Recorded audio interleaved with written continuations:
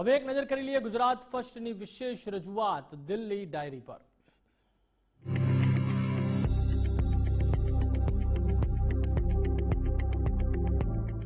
नमस्कार, मैं हूं देवनाथ पांडे और आप देख रहे हैं दिल्ली डायरी। मालदीव के विदेश मंत्री शाहिद अब्दुल्ला इस वक्त दिल्ली दौरे पर हैं, भारत के दौरे पर हैं और आज विदेश मंत्री एस जयशंकर प्रसाद के साथ उनकी बैठक हुई। इस बैठक में तमाम अहम फैसले लिए गए जो भारत विरोधी फैसले मालदीव के अंदर देखे जा रहे थे। पिछले कुछ दिनों से जिस तरह से मालदीव के अंदर लगातार भारत विरोधी प्रदर्शन देखने को मिल रहा है, उसके बाद मालदीव के विदेश मंत्री शाहिद अब्दुल्ला का भारत दौरा बहुत मायनों में अहम देखा जा रहा है। इस बैठक में द्विपक्षीय, क्षेत्रीय और फिर अंतर्राष्ट्रीय मुद्दों को लेकर चर्चाएं हुई। कहा यह जा रहा है कि मालदीव में आने वाले समय में आम चुनाव है और खासतौर से मालदीव का जो विपक्ष है वो भारत विरोधी ताकतों को भारत के खिलाफ खड़ा करने में अख्तियार कर रहा है। प्रधानमंत्री नरेंद्र मोदी ने मालदीव के लिए काफ़ी महत्वपूर्ण रूप से काफ़ी सारी जिम्मेदारियां भी दी और अमेरिका में जब प्रधानमंत्री नरेंद्र मोदी थे तो वहां भी देखने को मिला भारत और अमेरिका दोनों साथ मिलकर मालदीव की किस तरह से मदद करने की बात भी कर रहे थे।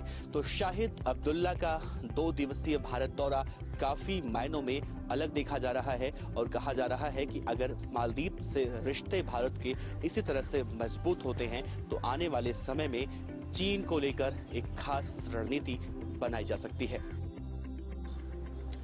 सुप्रीम कोर्ट में आज कश्मीर में धारा 370 को लेकर सुनवाई हुई।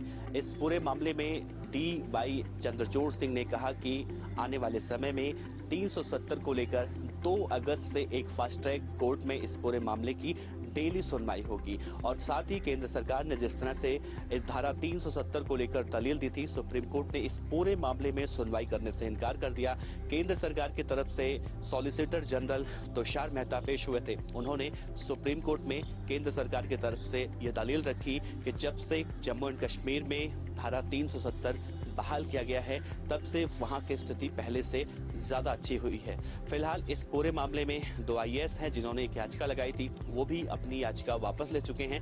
लेकिन 370 को हटाने के लिए जिस तरह से लगातार देखा जा रहा है कि सुप्रीम कोर्ट में सुनवाई चल रही है, तो इसका निष्कर्ष अब ये निकला है कि आने वाले महीने में 2 अगस्त से इस पूरे मामले की सुनवाई फास्ट ट्रैक कोर्ट में होगी और डे बाय डे यानी कि रोजाना अब इस पूरे मामले की सुनवाई होगी तब तक जब तक कि यह मामला किसी खास निष्कर्ष पर नहीं पहुंच जाता। हालांकि केंद्र सरकार ने इस पूरे मामले में एक याचिका और लगाई थी, लेकिन सुप्रीम कोर्ट ने उस याचिका पर सुनवाई करने से इनकार कर दिया और कहा कि ये पूरा मामला संवैधानिक नहीं है। वैसे देखना है ये होगा कि 2 अगस्त से जब इस पूरे मामले की सुनवाई सुप्रीम कोर्ट में होगी तो क्या 370 को जिस तरह से वहां से बहाल किया गया था और वहां से जनजीवन जो है सामान्य हुआ था, क्या पहले वाला हालात वापस वहां पर हो जाएगा या फिर जिंदगी जिस तरह से अब पटरी पर है वैसे ही पटरी पर रहने वाली है। यूपी के प्रयागराज की महिला SDM ज्योति मौर्य को लेकर सोशल मीडिया पर खबरों का बाजार गर्म है। इस पूरे मामले में उत्तर प्रदेश के मुख्यमंत्री योगी आदित्यनाथ ने जांच के आदेश दिए थे। तो जो प्रेमी मनीष दुबे जो होम गार्ड कमांडेंट हैं, उनके खिलाफ जो जांच की कार्रवाई चल रही थी वो पूरी हो चुकी है।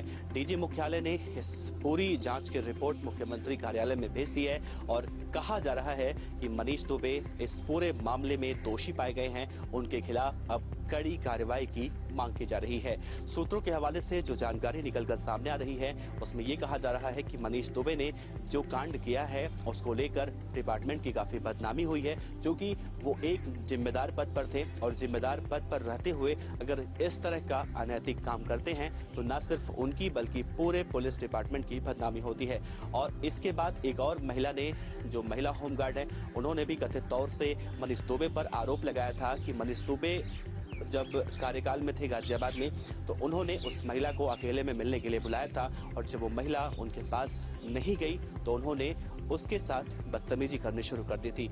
तीसरा आरोप जो लगाया गया था उसमें भी मनीष दुबे दोषी पाए गए हैं। और तीसरा आरोप ये कहा जा रहा है कि मनीष दुबे की पत्नी तनु परासर ने उनके ऊपर आरोप लगाया था कि शादी के बाद मनीष दुबे ने उनको धोखा दिया है। तो इन तीनों मामलों में ज्योति मौर्य के प्रेमी मनीष दुबे दोषी पाए गए हैं और उनके खिलाफ अब कार्रवाई की मांग की जा रही है। देखना अहम यह होगा कि सोशल मीडिया पर इस वक्त जो राष्ट्रीय मुद्दा बन चुका है ज्योति आलोक मौर्य का ये प्रेम किस्सा, वो अब कहां पर आकर खत्म होता है। तो देखते रहिए दिल्ली डायरी। नमस्कार।